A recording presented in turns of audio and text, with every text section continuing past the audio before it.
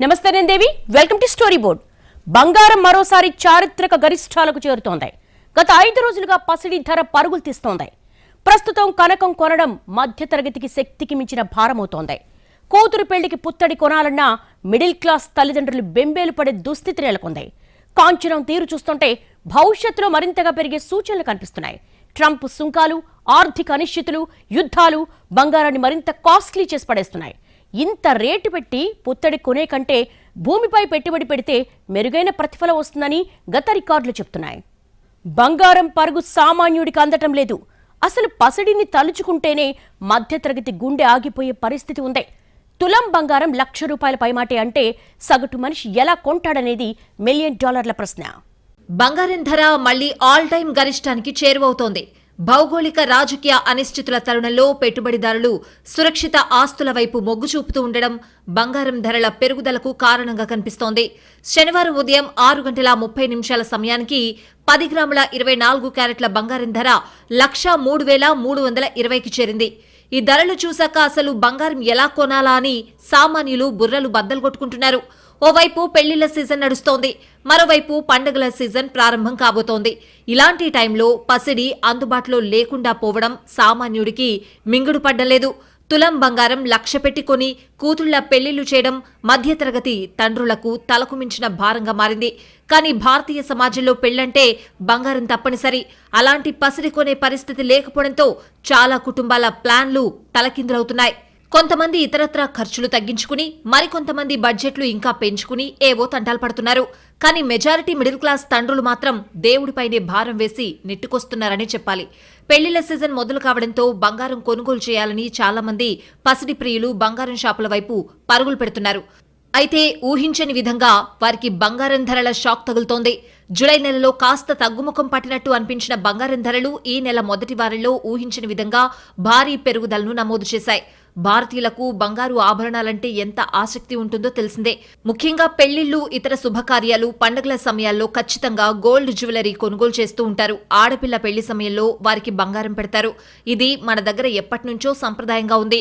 ఇంకా ఏదైనా చిన్నపిల్లల ఫంక్షన్ల సమయాల్లో బంగారాన్ని గిఫ్ట్గా ఇస్తూ ఉంటారు. అంతటి డిమాండ్ ఉంటుంది. ఈ డిమాండ్ దృష్ట్యానే రేట్లు ఉంటాయి. ఇక ఇటీవలి కాలంలో అంతర్జాతీయంగా బంగారానికి ఊహించని స్థాయిలో డిమాండ్ పెరిగిపోతున్న సంగతి తెలిసిందే. ఈ క్రమంలోనే రేట్లు కూడా రికార్డు స్థాయి గరిష్టాలకు ఎగబాకుతున్నాయి. ఒకవేళ బంగారం ధరలు తగ్గినా తులం బంగారం మహా అయితే 1,00,000కు చేరుతుంది. అది కూడా మిడిల్ క్లాస్ కు భారమే అనడంలో సందేహం లేదు. ప్రస్తుత పరిస్థితులు చూస్తూ ఉంటే ఇప్పట్లో బంగారం మాటెత్తకపోవడమే మంచిదని సామాన్యులు భావిస్తున్నారు. అమెరికా అధ్యక్షుడు ట్రంప్ తీసుకున్న నిర్ణయాలతో డాలర్ ప్రభావితమవడం, యుఎస్ విధిస్తున్న సుంకాలు వెరసి బంగారం ధరలు పెరుగుతున్నాయి. సాధారణంగా డాలర్ బలం పుంజుకుంటే బంగారం ధరలు తగ్గుముఖం పడతాయి. ప్రపంచ విపణిలో బంగారం ధరలకు డాలర్ విలువకు మధ్య అవినాభావ సంబంధం ఉంటుంది. ప్రస్తుతం గ్లోబల్ ఉద్రిక్తతల మధ్య మార్పులకు లోనవుతున్న బంగారం ధరలు ప్రస్తుతం పెరుగుతున్నాయి. ట్రంప్ టారిఫ్లు పలు దేశాల ఆర్థిక వ్యవస్థలను కుదిపేశాయి. మార్కెట్లలో అనిశ్చితి రాజ్యమేల్తోంది. ఇలాంటి సంక్షోభ, సంక్లిష్ట సమయాల్లో బంగారం సురక్షిత పెట్టుబడి సాధనంగా ఉంటుంది. తద్వారా పెట్టుబడిదారులు ఇటువైపు మొగ్గు చూపుతారు. దీంతో రేట్లు కూడా పెరుగుతూ ఉంటాయి. భారత్ సహా పలు దేశాలపై ట్రంప్ పెద్ద మొత్తంలో దిగుమతి సుంకాల్ని విధించారు. ఇంకా మళ్లీ మన దేశంపై అదనంగా 25% సుంకాలు విధించారు. రష్యా నుంచి చమురు కొనుగోలు చేస్తున్నారన్న కారణంతో అదనంగా సుంకాలు, పెనాల్టీ విధిస్తున్నట్లు ప్రకటించారు. ఈ కారణాలతోనే గోల్డ్ రేటు భారీగా పెరగ్గా మళ్లీ రష్యా చమురు వివాదం పరిష్కారమయ్యే వరకు భారత్తో చర్చలే ఉండవని ట్రంప్ చేసిన ఒక్క ప్రకటనతో బంగారం రేట్లు మళ్లీ భారీగా పుంజుకున్నాయి.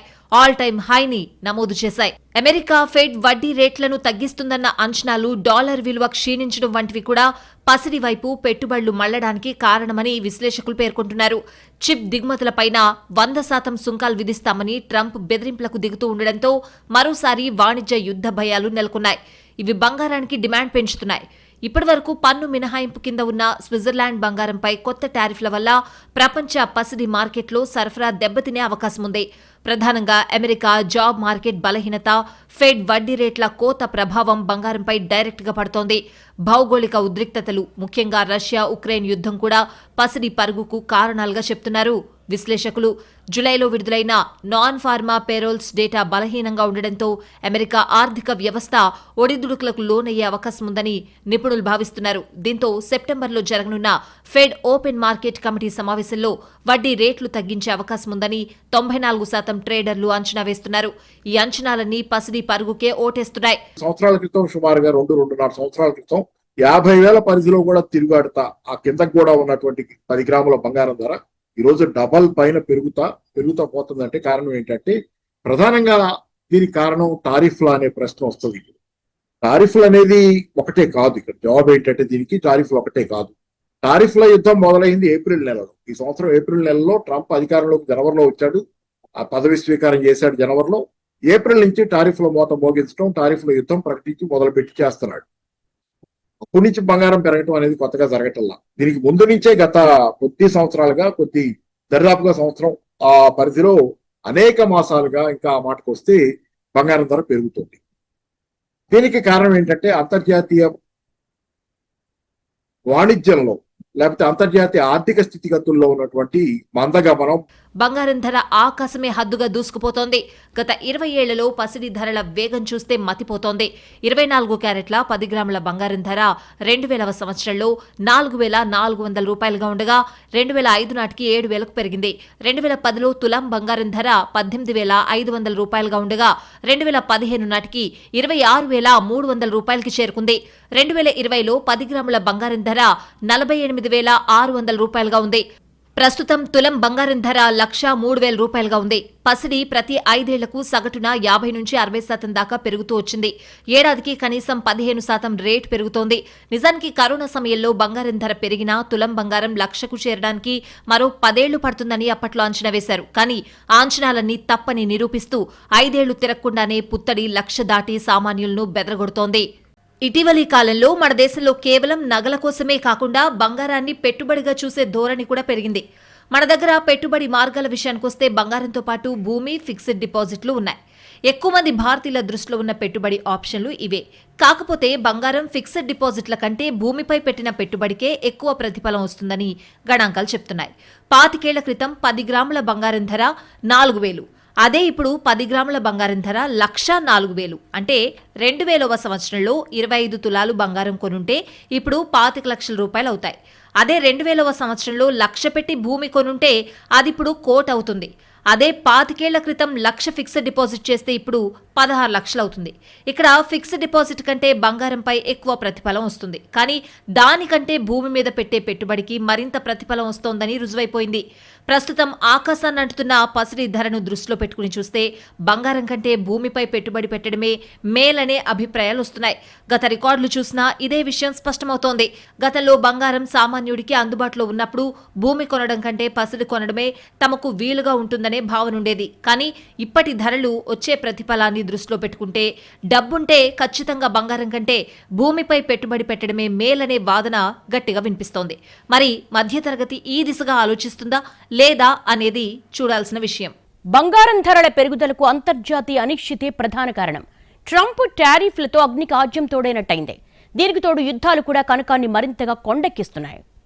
కొన్నాళ్లు ఊగిసలాడిన బంగారం ధరలు మళ్లీ పెరుగుతున్నాయి.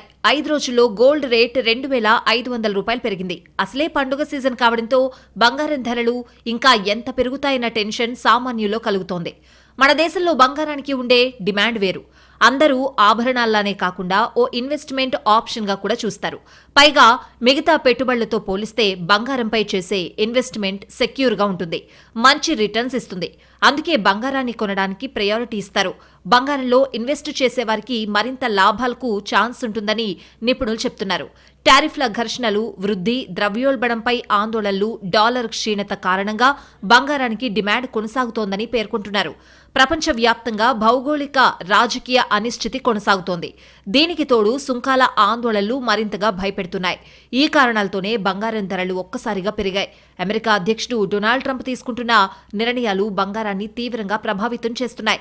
బంగారం ధరలు వచ్చే ఏడాదిలో ఔన్స్కు $4,000 వరకు పెరిగే అవకాశం ఉందని అంచనా. మన కరెన్సీలో చెప్పాలంటే దాదాపు 3,40,000 పైమాటే.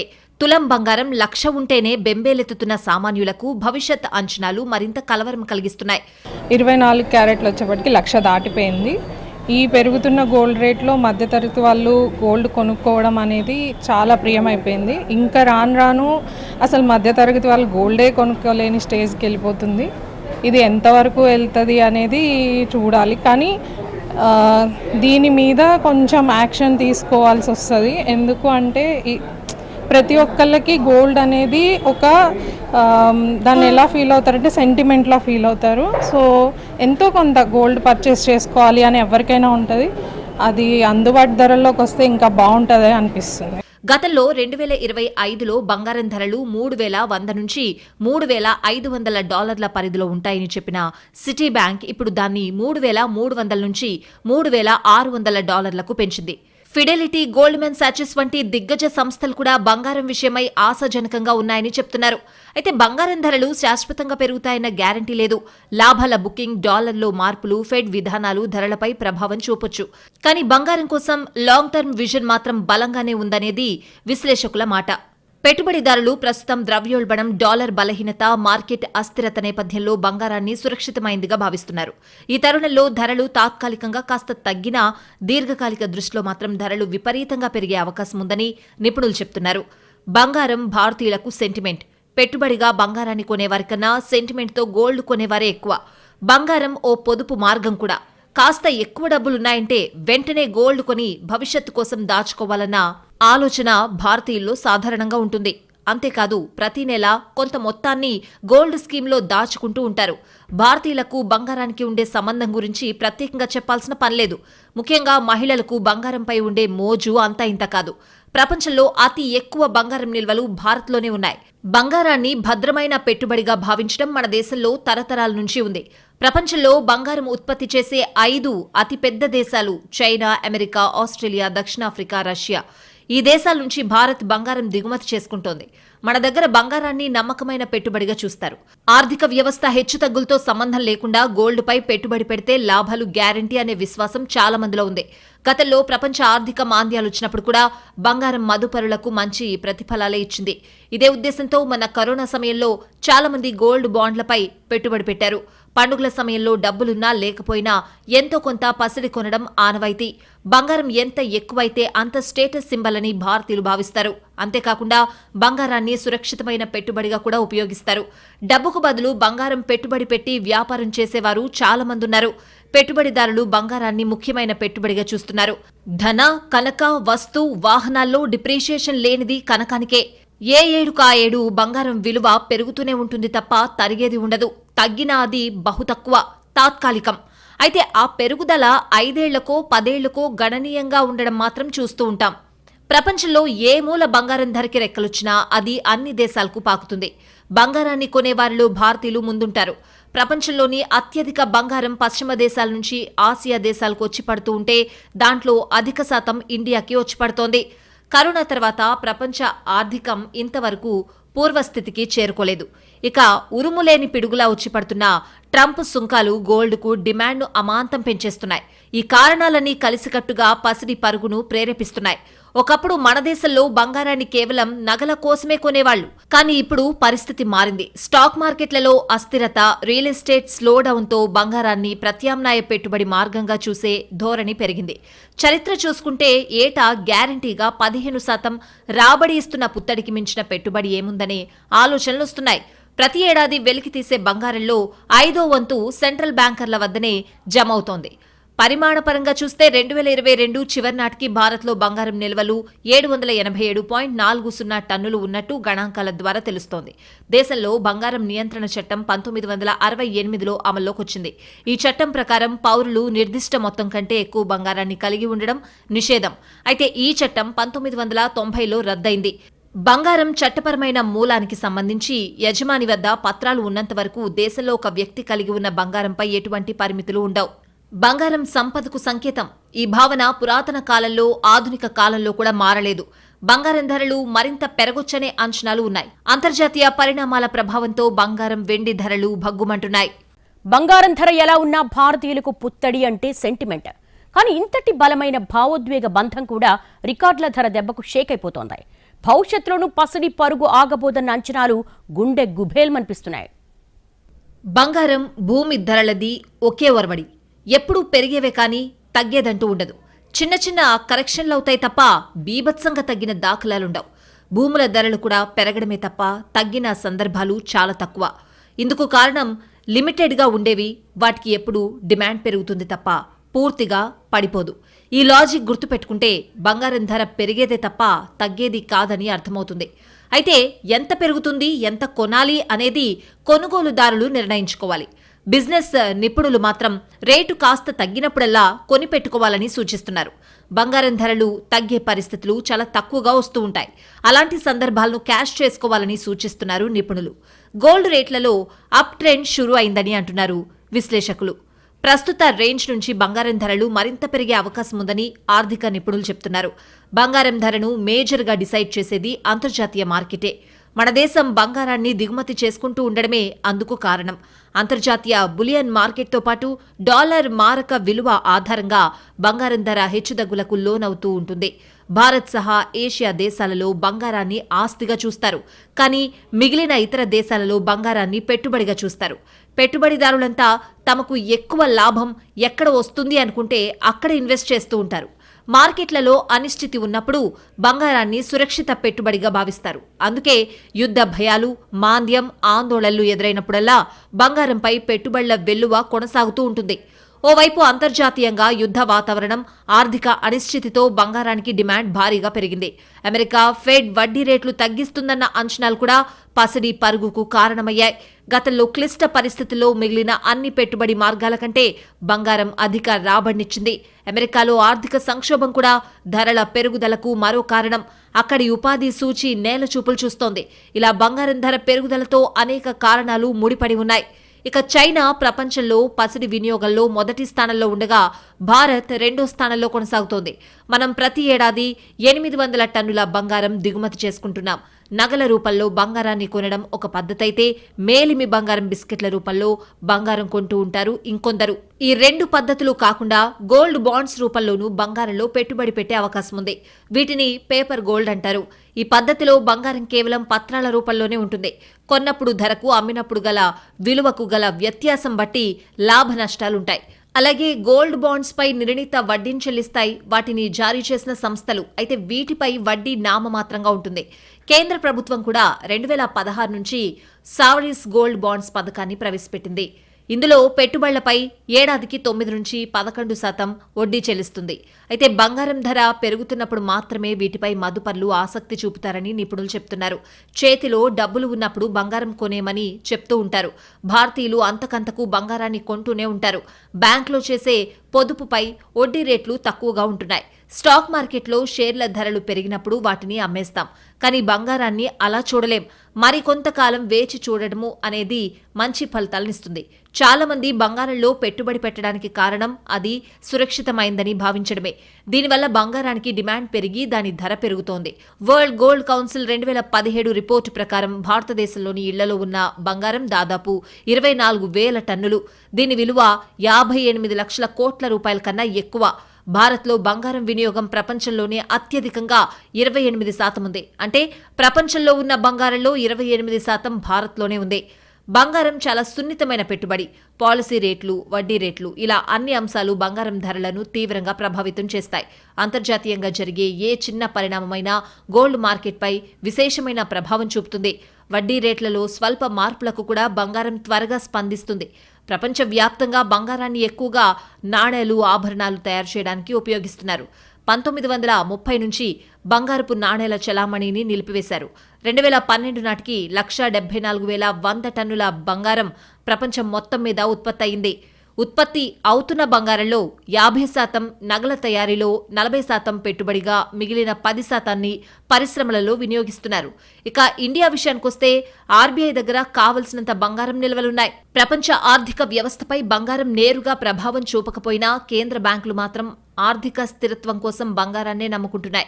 ప్రపంచ బంగారం నిల్వ కేంద్రాల్లో బ్యాంక్ ఆఫ్ ఇంగ్లాండ్ అగ్రస్థానంలో ఉంది. 63% మంది పెట్టుబడిదారుల బంగారం ఇక్కడే ఉందని ప్రపంచ స్వర్ణ మండలి లెక్కలు చెప్తున్నాయి. బంగారాన్ని పెట్టుబడి సాధనంగా చూస్తున్న ట్రెండ్కు ఇది సంకేతంగా నిలుస్తోంది. కోవిడ్ కారణంగా ధనిక దేశాలు, పేద దేశాలు అనే తేడా లేకుండా అన్ని దేశాల సార్వభౌమ రేటింగ్లు దారుణంగా పడిపోయాయి.